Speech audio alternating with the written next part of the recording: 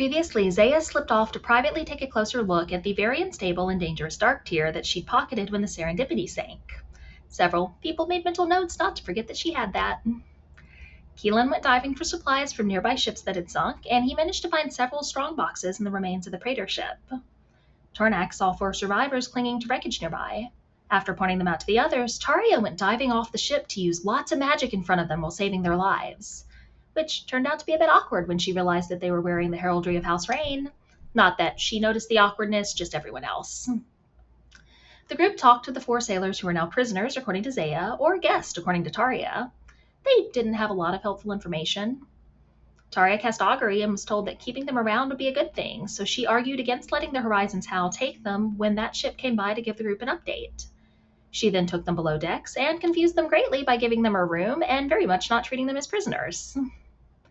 The Saltborn Queen sent a letter to Sean, letting her know that she supported the Valenta family and would be glad to help them become the ruling family of the Empire, if Sean could help her make allies. Sean couldn't help but notice that the list of names included was very similar to the list that the Luminous had previously given her, with similar instructions.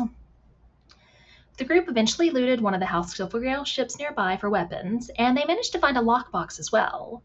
There was plenty of gold and jewels inside, but also some Imperial missives.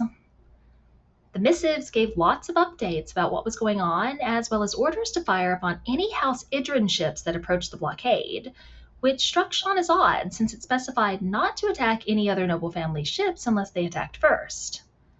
They also mentioned that while most of the group were wanted dead or alive, both Sean and Taria were specifically wanted alive.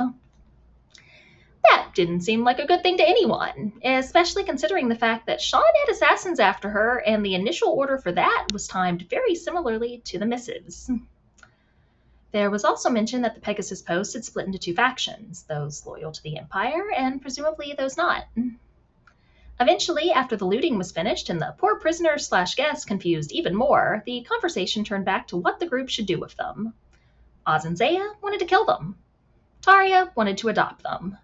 Sean wasn't picky, but she wasn't going to stand by and let anyone kill people in cold blood either.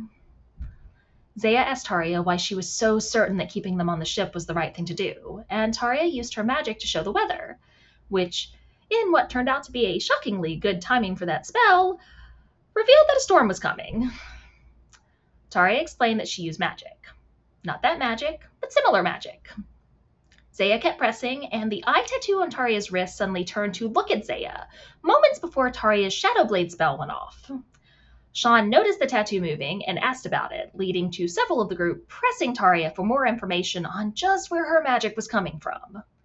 Taria insisted it was coming from the same place as Sean's, but Sean told her that some of her magic, like the Shadow Blade still currently out, didn't feel like the same type of magic.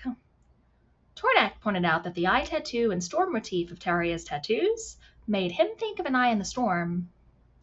Taria headed below decks again to confuse the prisoners/guests some more, while the rest of the group discussed what had just happened with a little bit of worry.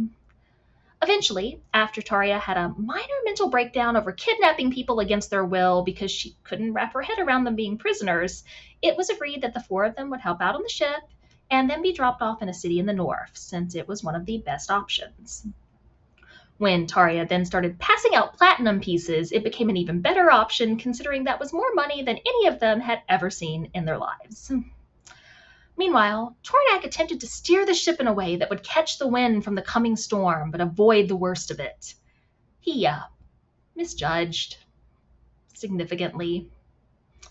And that is where we left off.